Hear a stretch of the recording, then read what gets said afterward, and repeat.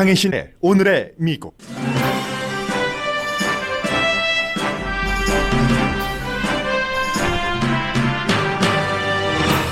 미국의 코로나 바이러스 감염은 테스트를 꼼꼼히 하는 백악관 출입 기자들에게까지 번졌습니다.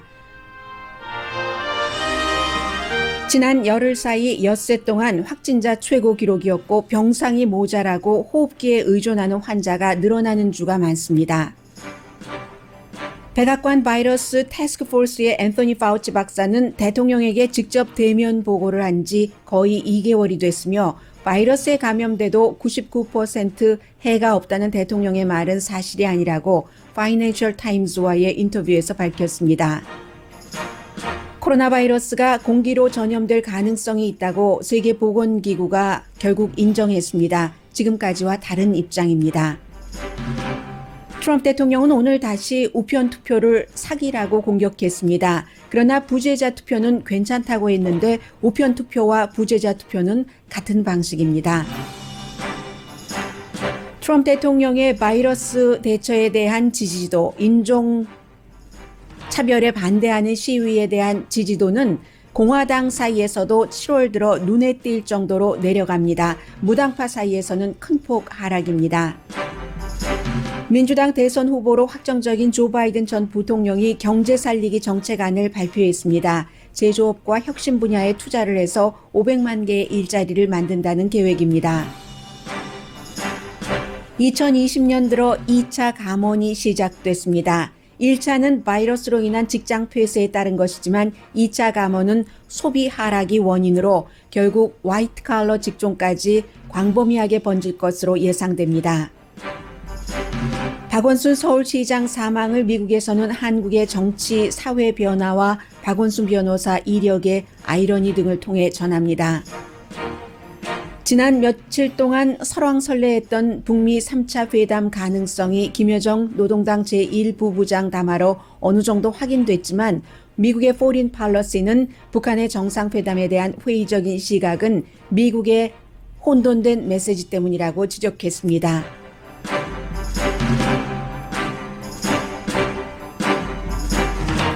여러분 안녕하십니까? 오늘의 미국 강혜신입니다.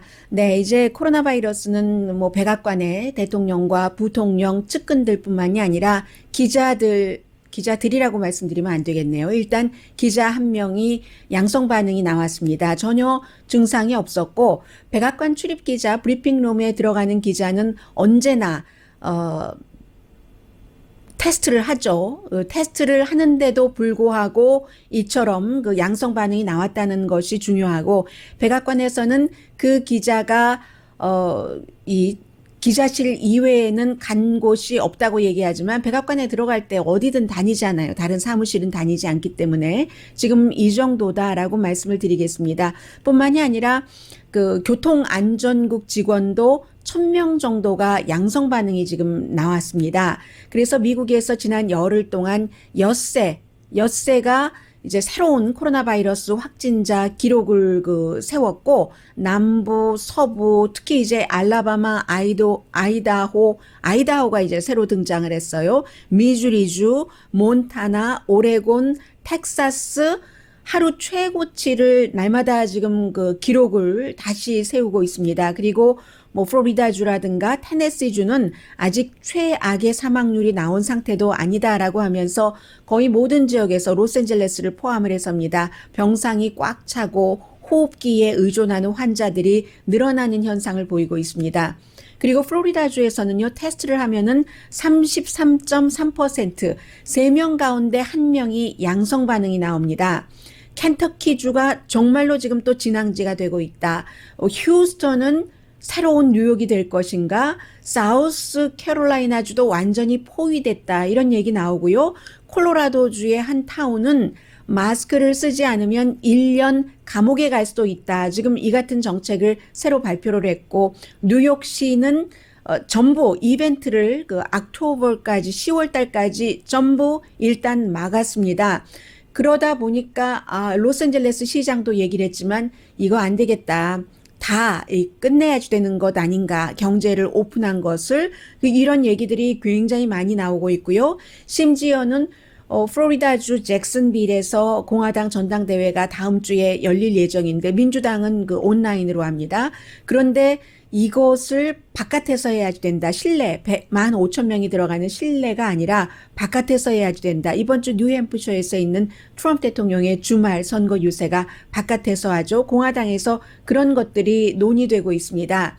그리고는 지난 며칠 전에 여러분들께 말씀드린 대로 세계에서 수백 명의 과학자들이 세계보건기구에 다시 이 공기로도 전염될 수 있다는 증거가 많이 나오고 있으니까 세계보건기구에서도 이것을 사람들에게 알려야지 된다라고 얘기를 했고 며칠 만에 세계보건기구가 may 그럴 수도 있다라고 확정적으로 얘기한 것은 아닙니다. 단어를 써서 침에 이제 코로나 바이러스가 있는데 그 침이 공기에서 몇 시간 동안 떠 있다면 상식적으로 사람들은 이 공기가 감염이 될 수 있어라고 오래전부터 생각을 하고 있었습니다. 그런데 그것을 WHO가 세계 그 보건기구가 다시 한번 그 확인을 해준 것이고요.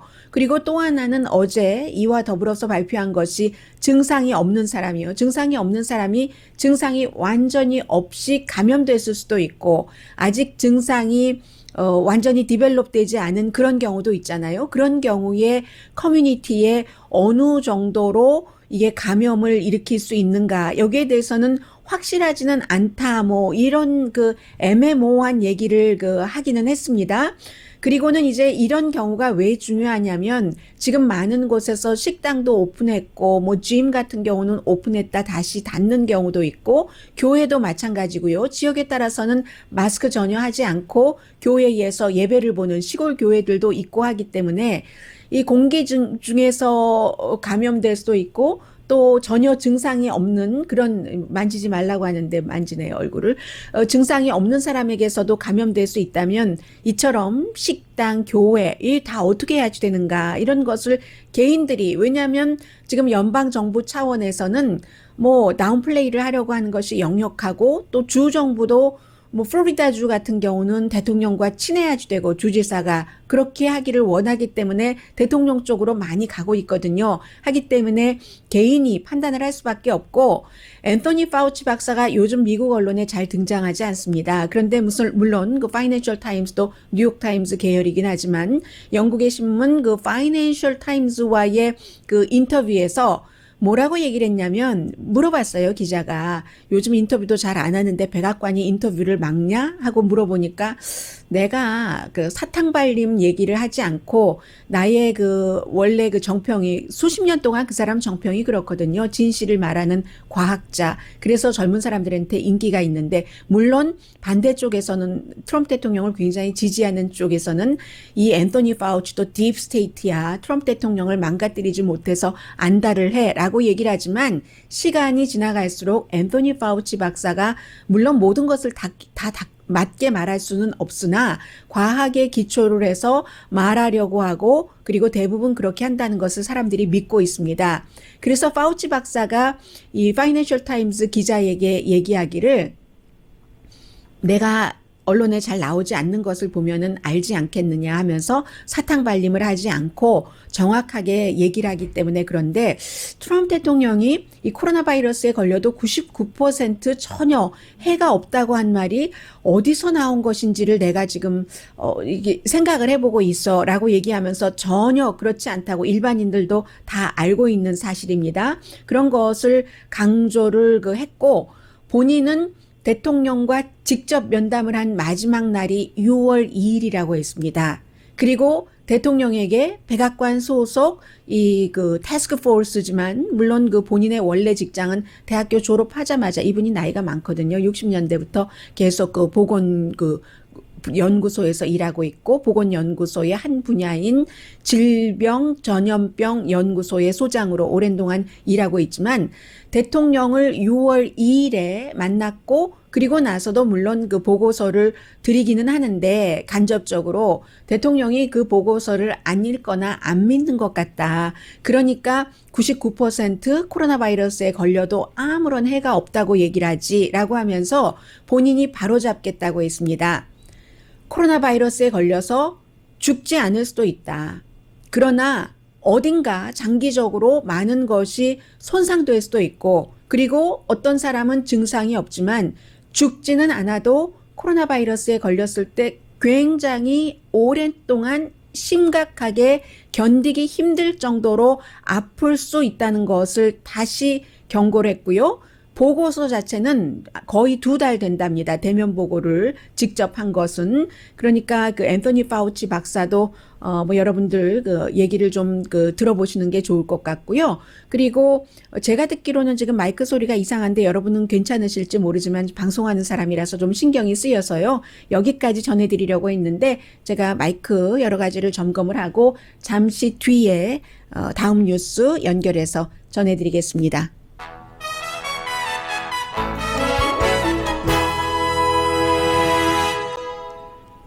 라디오 서울 방송 오늘의 미국 듣고 계십니다. 네, 지금 그 트럼프 대통령의 지지도가 얼마 전부터 내려가기 시작해서 아주 그 심각한 상황이거든요. 오늘 또 그 ABC 방송과 입소스의 여론조사 결과를 보면은 공화당에서도 지금 대통령에 대한 신뢰도가 내려간다는 것이 조금 주목할 만합니다.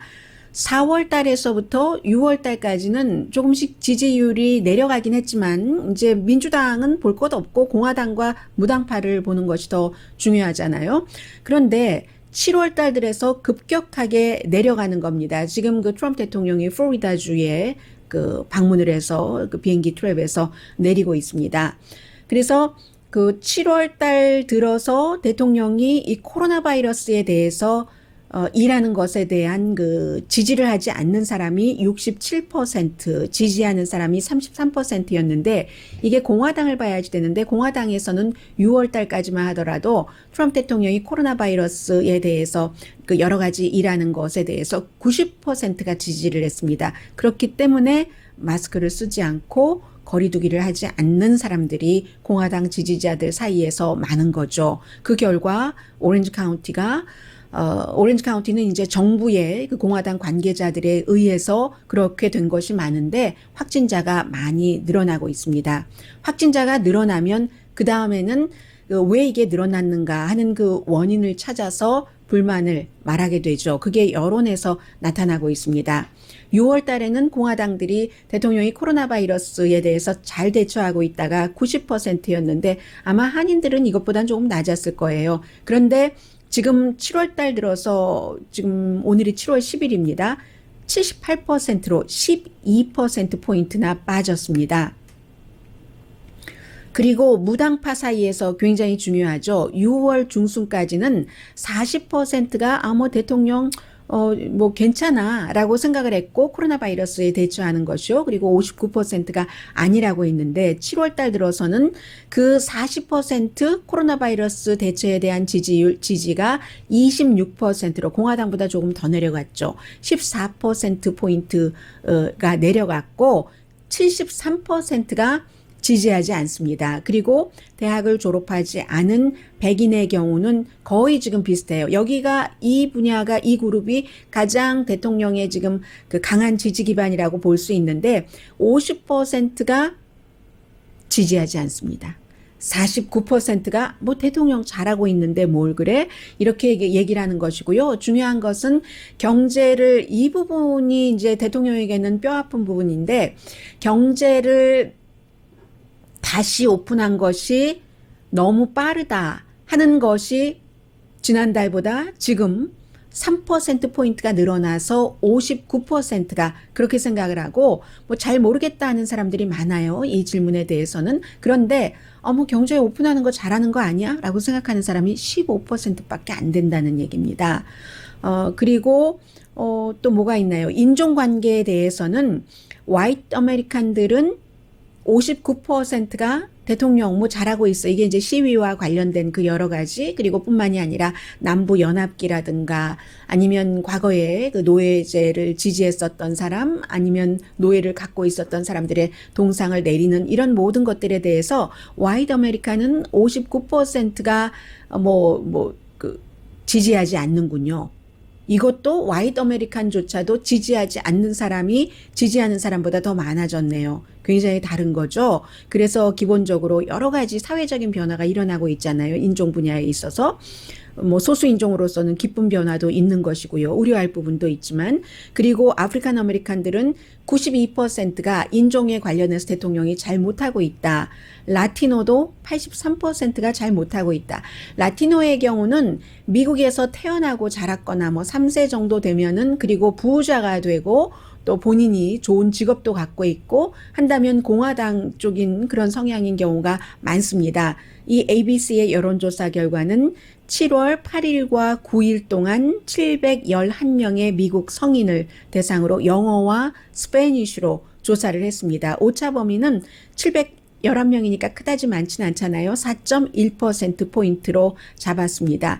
그래서 대통령들이래요. 대통령은 한 명밖에 없는데, 대통령이 요즘에 그 주변 사람들에게 불만도 많이 말하고, 한탄도 많이 하고 한다고 하거든요. 왜 나를 가지고 이러는 거야 하면서 특히 말하는 게, 내가 경제를 얼마나 잘해놨는데 그놈의 코로나 바이러스 때문에 하루아침에 이렇게 망쳐버렸어. 그리고 또 친한 친구들에게는 얘기를 하는데, 여러 매체의 그 종합입니다. 얘기를 하는데, 그 바보 같은 스투핏한 경관 한 명이 목을 그렇게 졸라가지고 지금 이렇게 된 거잖아 라고 얘기하면서, 어제도 마찬가지고요. 그 부분은 제가 뒤에 따로 말씀을 드리겠습니다만은, 연방 그 대법원의 판결에 대해서도 왜 나에 대해서만 이래, 과거 대통령들한테는 잘해주고 이런 얘기도 하고 해서, 그런데 저는 이 부분이 더 무서운 부분 같아요. 대통령이 이렇게 조금 움츠려 있다던가 기분이 나쁘다던가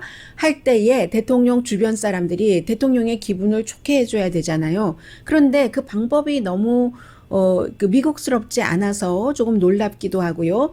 지난 4월 중순에 어떤 일이 있었냐면, 대통령이 그때도 이제 바이러스가 한창일 때였죠. 캘리포니아주가 전체적으로 스테이 애톰을 하고 한 달이 지났을 때였으니까는요. 뉴욕도 마찬가지고, 그때 대통령이 기분이 너무 침울하고 하니까 호프 힉스라고 기억하시죠? 아주 젊은 모델 출신의, 정치하고는 전혀 관련이 없는 대통령의 자문이었다가 이렇게 저렇게 해서 백악관 나갔다가 대통령이 또 다시 들어와라 해서 다시 들어가고, 나가 있는 동안에는 팍스에서 일을 했었고요.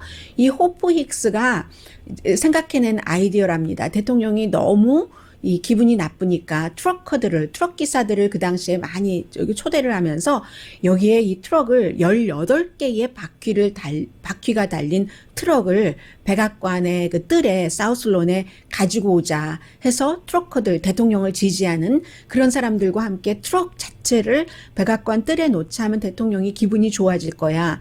이런 식으로 대통령 기분을 지금 맞추고 있다고 하거든요. 그래서 그때 진짜 18개 바퀴가 달린 트럭이 백악관, 지금 잔디가 보이네요. 선전에 잔디에 굴러오고 했었습니다. 그래서 그 당시에 많은 분들이 또 대통령을 지지하시는 분들 가운데서는, 거봐라, 대통령이 운전기사까지 이렇게 생각을 해 라고 하는데, 그 뒷얘기가 그렇다는 것, 그리고 이렇게 대통령을 기분을, 무드를 올리려고 하는구나 하는 것들이 예사롭지는 않다라고 생각을 하고, 앤서니 파우치 박사는 나는 사탕 발림을 하지 않기 때문에 대통령과 대면 기회도 없고 언론에도 백악관에서 출연하지 못하도록 막고 있어 하는 것을 파이낸셜 타임즈와 인터뷰를 해서 얘기를 한 것이고요. 그런 것 아니면 또 대통령의 기분을 올리기 위해서 소셜미디어, 그 대통령을 좋아하고 하는 그런 소셜미디어에서 활동하는 사람들의 것을 대통령에게 많이 보여주면서 좀 기분을 좋게 해준다 하는 내용들입니다. 그리고 한국 뉴스를 두 가지를 말씀을 드리겠습니다. 하나는 박원순 서울시장의 그 사망 얘기입니다. 뭐 길게들 많이들 보도를 하는데, 미국에서 보도를 하는데 한국만큼 심층 보도가 나오지는 않잖아요.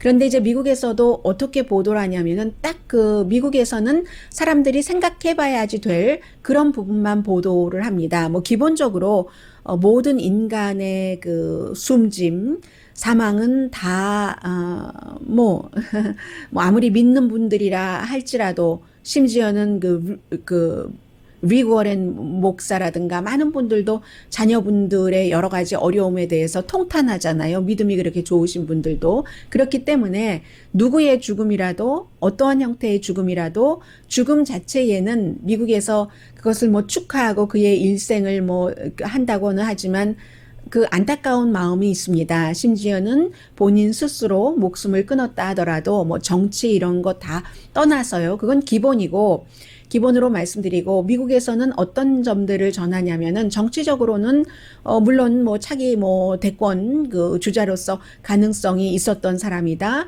그리고 또 하나는 제가 어제 생각나는 대로 말씀을 드린, 나중에는 그런 얘기 많이 나오더군요.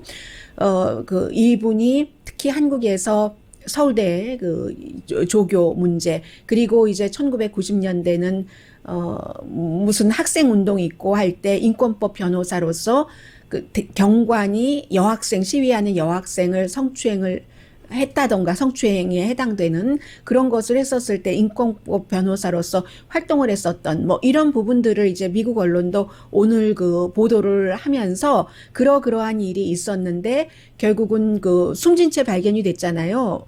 물론 뭐 검시 결과가 나오고 나중에 더 자세한 것은 경찰이 발표를 하겠지만은 일단 따님은 will like, 유언과 같은 말을 남긴 채 갔기 때문에 이제 경찰에 신고를 했었다는 얘기고요. 그래서 미국에서는 이 문재인 대통령과 가까운 사람들, 부산시장도 그랬고, 안희정 지사도 그랬고, 이번이 그 서울시장의 경우는 인구가 1,000만 명이나 되고, 인구 5천만 명 가운데 1,000만 명이잖아요. 1,000만 명이고, 더군다나 그 대통령 다음으로 영향력이 있는 정치인이잖아요. 그래서 이런 사람들이 이 그 뉴욕타임스 보도에 따르면 그 특히 그 진보 쪽에서는 보수보다 도덕적으로 깨끗하다고 많이 주장들을 하는데 그 주장 자체는 진보에서 주장하는 것은 한국의 현대 역사에서의 진보는 독재 정권과의 싸움, 희생 뭐 이런 것들이었잖아요. 희생을 감수한.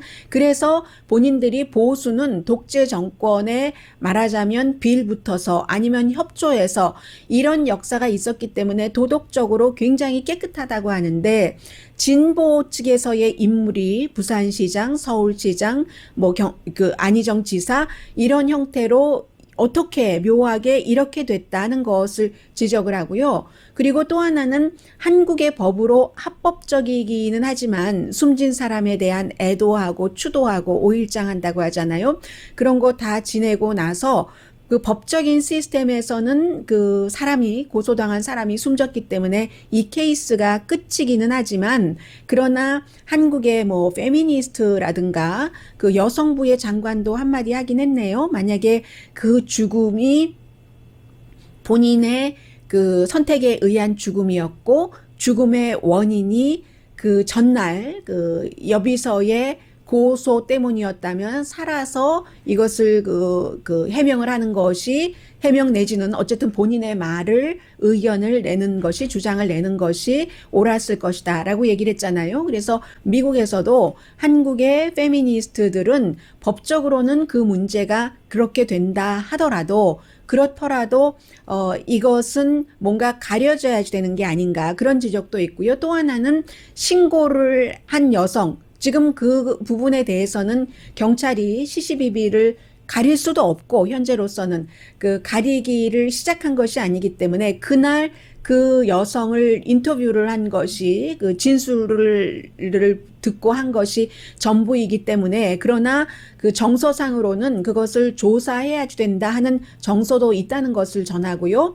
그리고 또 하나는 그와 더불어서 소셜미디어를 통해서 이미 숨진 박원순 그 시장에 대한 많은 사실과 다른 것도 퍼지고 있기 때문에 가족들이 지금은 애도 기간이다 하는 것, 가족뿐만이 아니라 정치권에서도 그렇고 서울시에서도 그렇고 그러한 내용까지를 미국 언론에서 쭉 그 인터뷰 한국의 그 분위기를 전하고 있습니다. 그리고 이 모든 것들이 미투 운동과 연관된 거잖아요. 한국에서 예술과 무슨 정치인, 교사, 많은 사람들이 종교 지도자까지도 이 미투 무브먼트 때문에 여러 가지 그 일들이 있는데 그럴 때마다 대부분이 사과를 하고 그리고 그 자신의 직책을 내려놓고 어떤 케이스는 그 형사상으로 조사를 받고 지금 안희정 지사 케이스 그렇게 됐는데 아무튼 박원순 그 서울시장은 이런 형태로 마무리를 했다 하는 내용들을 그 전하고 있습니다. 그리고 또 하나는 서울이 그 박원순 서울시장이 뭐 최근에 서울이 코로나 바이러스가 늘어나기는 했지만 미국적인 시각에서 볼 때는 굉장히 잘 잡은 거죠. 인구가 1,000만 명이면 그 로스앤젤레스 카운티와 마찬가지인데 한국에서는 케이스 자체가 서울에서 많이 늘어나서 1,390 케이스거든요. 그에 비해서 로스앤젤레스 카운티 인구가 서울과 똑같은 12만 5천 케이스. 13만 케이스 당연히 넘겠죠. 그리고 로스앤젤레스에서는 뭐 3,600, 뭐 90명, 거의 3,700명 정도가 현재 그 숨졌기 때문에 박원순 서울시장이 이것은 잘했다. 그런 내용이요. 그리고 이제 중간중간에 그 촛불 시위라든가 문재인 대통령 정권과 또 보수적인 그 그룹에서 이렇게 서로 그 충돌하고 할 때 서울시장으로서 시위에 대해서 어떻게 그 대처 조치를 했는가 이런 부분들도 전하고 있습니다. 아무튼 숨진 분은 그 말이 없기 때문에요. 네, 많은 거의 모든 매체가 지금 제가 빠진 것이 있는가 보고 있는 겁니다. 그런 내용을 전하고 그리고 이제 또 하나는 북한에 관해서 북한과 미국과의 관계에 관해서입니다. 비건 그 대표가 한국에 갔었을 때도 저는 오늘의 미국에서 여러분들께 말씀을 전해드리지 않았습니다. 왜냐하면 그것이 오랜 경험으로 볼 때 이것이 확실한 거구나, 확실하지 않겠구나 하는 것이 어느 정도는 감으로 오거든요. 그리고 또 그것이 한국이 원한다고 해서, 미국이 원한다고 해서 되는 것이 아니고, 북한도 원함이 있잖아요. 그래서 말씀을 안 드렸는데, 오늘은 그 foreign policy에 간단 명료하지만 들어둘 만한 얘기가 있어서 전해드리면서 이것을 좀 보따리를 싸겠습니다. 랩업 하겠습니다. 기본적으로는 비건 대표가 가고 마이크 폼페오 국무장관도 북한과의 대화를 원하기도 한다고 하고 그보다도 무엇보다도 트럼프 대통령이 보이스 오브 아메리카와 짧은 인터뷰를 한 내용조차도 저는 전하지 않았습니다. 왜냐하면 트럼프 대통령은 말을 금방 바꾸고 애매모호하게 하고 항상 두고 보자라고 얘기를 하기 때문에 보이스 오브 아메리카와의 인터뷰에서도 마찬가지였어요. 트럼프 대통령이 북한이 아마 북미 회담을 원할 것 같다. 나로서도 좋은 일이 일어날 수 있다면 그것을 그때요. 할 수도 있고 안 할 수도 있고 보자 이런 형태로 얘기를 했었습니다. 그리고 나서 이 조선노동당 중앙위원회 김여정 제1부부장 담화가 나왔는데 담화 내용이 긴데 간단하게 말씀드리자면 나는 최근 며칠여간 미국 사람들이 연일 발산하고 있는 우리와 관련한 괴이한 신호들을 보도를 통하여 듣고 있다. 나중에는 조미 순회회담 가능성까지 시사하게 된 미국 사람들의 심리 변화를 TV를 통해서 흥미롭게 시청하는 것은 아침 식사 시간에 심심풀이로서는 그저 그만이었다. 어디까지나 내 개인적인 생각이긴 하지만 김정은 위원장은 또 세이브를 해두는 거예요. 모르긴 몰라도 조미 순회회담과 같은 일이 올해 일어날 일은 없을 것이다 라는 얘기입니다. 하지만 모를 일이기도 하다. 북한도 똑같아요. 지금 두 순회의 판단과 결심에 따라 어떤 일이 돌연 일어날지 그 누구도 모르기 때문이다. 하지만 명백한 것은 조미 순회회담이 누구의 말대로 꼭 필요하다면 미국 측에나 필요한 것이지 우리에게는 전혀 비실리적이며 무익하다는 사실을 놓고 그러한 사건을 점쳐보아야 할 것이다. 미국의 놀이객감이 되지는 않겠다고 했어요. 첫째, 그것이 필요하다면 미국 측에나 필요했지. 둘째, 새로운 도전을 해볼 용기도 없는 미국 사람들과 마주 앉아야 또다시 우리의 시간이나 때우게 될 뿐이고 그나마 유지되어 오던 순회들 사이에 특별한 관계까지 훼손될 수 있는 위험이 있기 때문이며 항상 이것은 킵해요. 트럼프 대통령과의 관계는. 셋째, 쓰레기 같은 볼튼이 그럴 수도 있다고 예언한 것이기 때문에 절대로 그렇게 해줄 필요가 없기 때문인 것이다 라고 얘기를 했어요. 그리고 이제 마지막에 가면은 내용 자체는 읽어보면 재밌긴 합니다. 그런데 이제 마지막에 가면은 우리는 트럼프 대통령과도 상대해야 되며 그 이후 미국 정권 나아가 미국 전체를 대상해야 한다. 선거에서 트럼프 대통령이 질지도 모른다는 거잖아요. 그렇기 때문에 한국에서는 약한 트럼프를 상대로 회담을 할 가능성이 있다고도 많이 말해왔지만 그렇지는 않은 것 같습니다. 나는 원래 남조선을 향해서라면 몰라도 미국 사람들을 향해서는 이런 글쓰기를 원하지 않았다. 끝으로 며칠 전 TV 보도를 통해 본 미국 독립절 기념 행사에 대한 소감을 전하려고 한다. 가능하다면 앞으로 독립기념일 행사를 수록한 DVD를 개인적으로 꼭 얻으려 한다는 데 대하여 위원장 동지로부터 허락을 받았다. 뭔가 끈은 맺어두고 있는 거예요. 위원장 동지는 트럼프 대통령의 사업에서 반드시 좋은 성과가 있기를 기원한다는 자신의 인사를 전하라고 하시었다. 이런 얘기입니다. 그러니까 당장은 쉽게는 그렇게 뭐 비건 대표가 왔다 갔다 한다고 해서 되지는 않을 것이다 하는 건데 왜 되지 않을까에 대해서 포린 팔러시는 이게 북한 때문이 아니라 미국 때문이라고 지적을 합니다. 왜냐면은 지금까지 이럴 수도 있고 저럴 수도 있고 극한 상황까지 몰고 갔다가 언제 그랬냐는 식으로 다시 또 얼굴 바꾸고 하는 것은 북한의 전매 특허였는데 이번에는 북한의 그 전매 특허가 hot and cold nature라고들 얘기를 하잖아요. 대화를 할 때 있어서 그런 것이 아니 트럼프 대통령이 북한을 능가한다고 얘기를 하면서 이 북한을 능가하는 것이 믹스드한 메시지를 북한 측에 주고 있기 때문에 당분간은 회담이 일어날 가능성이 조금 희박해 보인다라고 얘기를 했습니다. 이것도 바뀔 수 있습니다. 김여정 제1부부장의 얘기 말 맞다나. 그런데 지금 그 김정은 위원장과 다시 만날 수도 있다. 이렇게 트럼프 대통령이 얘기를 했지만 그 전주에 비건은 그 선거 전에는 절대로 그런 일이 없을 것이라고 얘기를 했어요. 그리고 나서 또 대통령이 그럴 수도 있다고 하니까 비건이 서울에 가서 이렇게 저렇게 얘기를 하고 미국이 너무나 이 메시지를 믹스드하게 주고 있기 때문에 절대로 이런 상황에서는 일어나기가 힘들다는 거죠. 지난번에 하노이 회담 가기 직전에도 그랬어요. 비건이 그 당시에 이제 국무부로 들어온 지 얼마 안 돼서 스탠포드 대학교에서의 연설 기억하시죠? 뭔가가 다 될 것처럼 하다가 하노이 가서 안 됐고 볼튼의 영향도 있었고 마이클 코엔의 영향이 더 컸었던 것 같고 대통령의 픽서 해서 현재로서는 아직까지 몇 개월은 한참 남았으니까 어찌 될지 모르나 북한도 미국도 마찬가지예요. 지금 트럼프 대통령이 볼튼 책에 따르면은 하노이 회담이 한 번 깨졌기 때문에 두 번 깰 수는 없으니까 두 번째는 북한이 분명히 뭔가를 양보를 하고 그 양보해서 받아오는 것이 있어야지 한다라고 얘기를 했지만요. 저는 이 부분을 거꾸로 생각을 하면은 북한 쪽이 더 심하다고 생각을 합니다.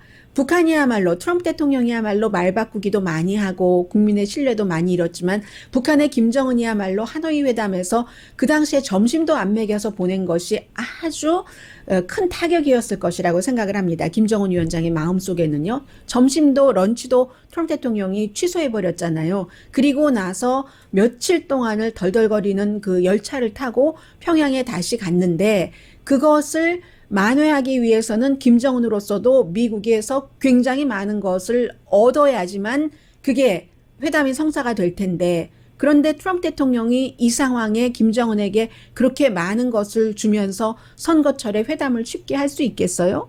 그래서 많은 사람들이 희망사항을 실어서 회담을 원하는 미국 측이나 북한 측이나 미국에서도 활용하려고 하겠죠. 북한 카드를.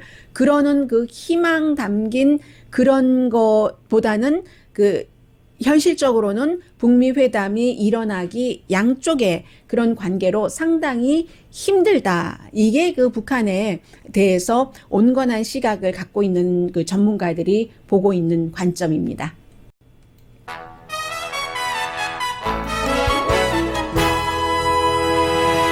라디오 서울 방송 오늘의 미국 듣고 계십니다. 아무래도 잘 들어오지는 않아요.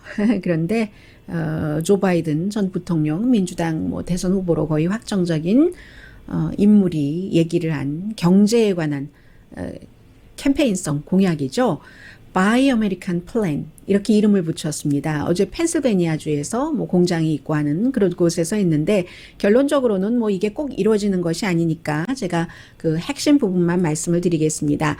적어도 500만 개의 일자리를 제조업과 혁신 분야에서 만들어내겠다. 그리고 일자리를 만들어내려면 투자를 해야지 되는데 본인은 지금 4천억 달러를 제조업 분야에 그리고 3천억 달러를 연구 뭐 여러 그 다양한 분야에서 투자를 해서 500만 개 일자리를 만들어내겠다라고 얘기를 했습니다. 그러면서 오히려 이제 중국을 가지고 그 역공격을 하기 시작하는데요. 중국은 돈을 굉장히 많이 쓰고 있다. 테크놀로지, 그 미래를 위해서. 그런데 우리는 미국은 지금 가만히 앉아서 귀를 막고 있고, 아무 일도 투자도 안 하고 있고, 트럼프 대통령은 말만 하고 행동은 전혀 하지 않는다라는 얘기를 했거든요. 뭐 예를 들어서 조 바이든의 얘기입니다. 헬스케어도 어떻게 개혁을 한다고 하고 오바마 케어 싹 다 없애버린다고 하더니 지금 임기가 다 끝나가는데도 그렇지 않다. 코로나 바이러스 사태에 대해서도 늘 트럼프 대통령이 포커스를 두는 부분은 주식시장이다. 아마 그 주식시장이 많이 내려가기 시작하지 않았으면 이 코로나 바이러스에 대해서도 그거보다 더 늦게 대처를 했을 것이다. 이런 얘기를 하면서 본인이 만약에 그 선거에서 당선되면은 그 일하는 그 보통 가정에 포커스를 많이 두겠다는 얘기를 했습니다. 그리고 지금요, 제2의 감원 바람이 이미 불기 시작했거든요. 그런데 1차 감염과는 다릅니다. 그리고 이번에 부는 감원 바람도 역시 그 코로나 바이러스 사태와 관련해서 그런 것인데 1차 때는 뭐 예를 들어서 고기 그 포장하는 공장이라든가 닭 공장이라든가 이런 데가 문을 닫는 바람에 감원 뭐 이런 일자리를 잃은 사람들도 많이 있고 하는데 직접적인 영향이죠. 2차 감원은 이제 문을 다시 열기 시작하고 앞으로도 열 것이고 하지만 사람들이 소비를 하지 않기 때문에 오는 감원이라는 데서 더 중요하거든요. 오늘도 보니까 유나이티드 에어라인이 36,000명 정도를 감원할 수 있다고 했고 월그린은 뭐 4,000명 이상 또 웰스파고도 마찬가지예요. 리바이스 청바지 회사도 뭐 700명 요즘 많이 감원하네요. 리바이스는 전에도 했었는데 그래서 또 힐튼 1차 때는 힐튼 하이어트 뭐 초이스 호텔 이런 그 코로나 바이러스와 직접 연관이 있는 업계에서 감원을 많이 했었잖아요. 그런데 그 이후에 지금 뭐 뱅크럽시를 한 파산 선고를 한 회사들이 늘어나고 24 hours fitness라든가 어제 말씀드린 브룩스 브라더스라든가 척키 치즈라든가 이런 곳들이 그래서 1차 감원에서 2천만 명의 미국인들이 그 코로나 바이러스 사태가 본격적으로 시작되고 한 달 뒤에 일자리를 잃었습니다. 2천만 명이요. 그런데 2차 감원 때는 그것보다 훨씬 많은 사람들이 그 잃어버릴 수도 있다는 얘기를 하고 있는 거거든요. 경제 전체적으로 70%가 아직까지 소비에 의해서 돌아가고 있기 때문에 2020년 1월부터 6월까지 미국에서 그 파산 그 신청을 한 회사가 3,600군데의 회사가 된다는 겁니다.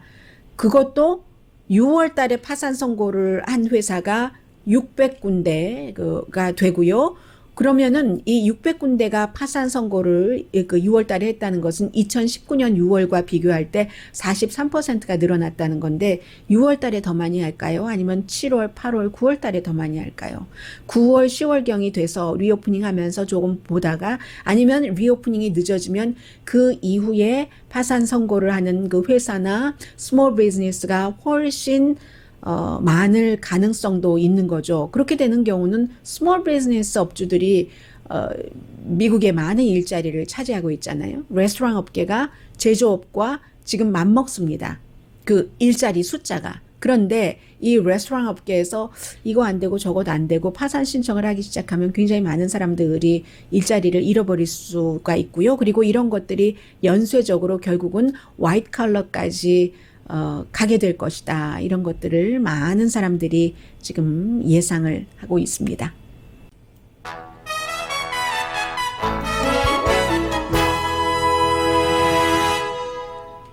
라디오 서울 방송 오늘의 미국 듣고 계십니다. 네.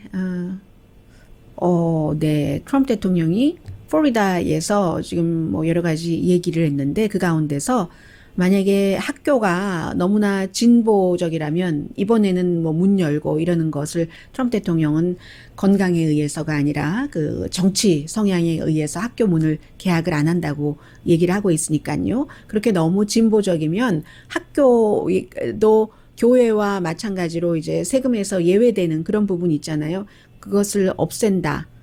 If they are too liberal 이런 그 얘기도 하고 했는데 그것도 대통령 마음대로 되는 것은 아마 아닐 겁니다. 그리고 교회와 예외 세금 문제가 나왔으니까 말씀을 드리는데 지금 계속 미국에서는 어떤 내용을 지적을 하고 있냐면은 경제와 연관돼서는요.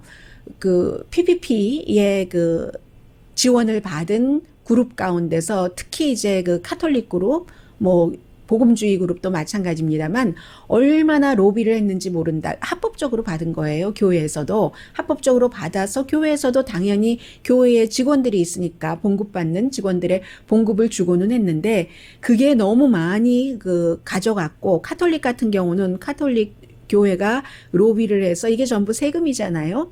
해서 14억 달러를 PPP로 혜택을 받다 이런 부분 이 부분에 대해서는 지금 계속 그 뉴스가 그 나오고 있고요. 그리고 또 제가 여러분들께 전해드려야지 될 뉴스가 그 말씀을 여러분들께 전해드리지 않았네요.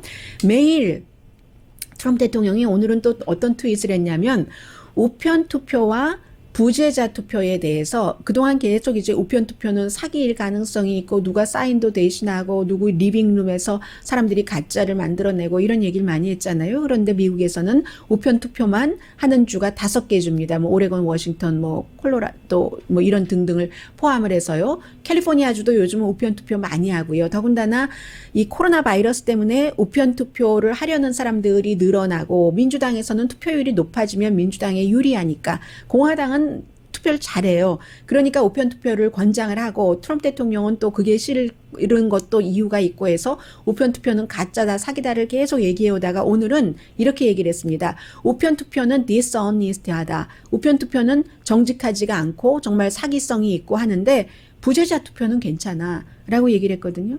그런데 우편 투표랑 부재자 투표랑 똑같이 우표 붙여서 보내는 것이잖아요. 그리고 사인도 다 해야지 되는 것이고 이 얘기를 한 것은 그 사이에 왜 그게 다 사기라면서 당신은 우편 투표를 하셨어요? 당신의 비서실장도 그렇던데요. 당신의 대변인도 그렇던데요. 당신의 부통령도 우편 투표 하던데요. 계속 그 코로나 바이러스 이전에도 계속 우편 투표 하던데요. 라고 얘기를 하니까 대통령이 이제 이렇게 그 피해 가려고 한 것 같다는 얘기들도 많이 나오고요.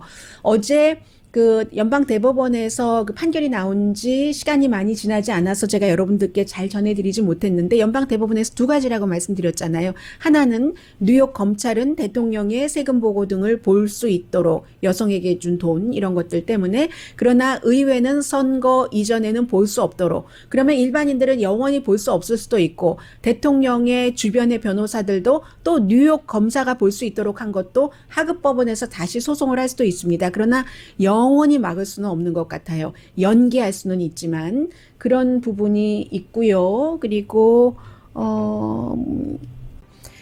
이제 또 하나의 판결은 결국은 그 오클라호마의 이 크릭 네이션이라는 부족이 범죄를 누군가가 저질렀을 때 오클라호마 법을 따르나 연방법을 따르나 이 크릭 네이션 법을 따르나 하는 것에 있어서 크릭 네이션이라고 일단 판결을 해줬는데 그 판결 안에 땅까지 포함되어 있어요. 그래서 땅으로 따져야 되잖아요. 그 네이티브 아메리카는 땅이 오클라호마의 반 정도는 원래 그 백인들과 그 조약을 맺었을 때 그 부족의 땅이다라는 판결까지 나왔습니다. 강혜신이었습니다.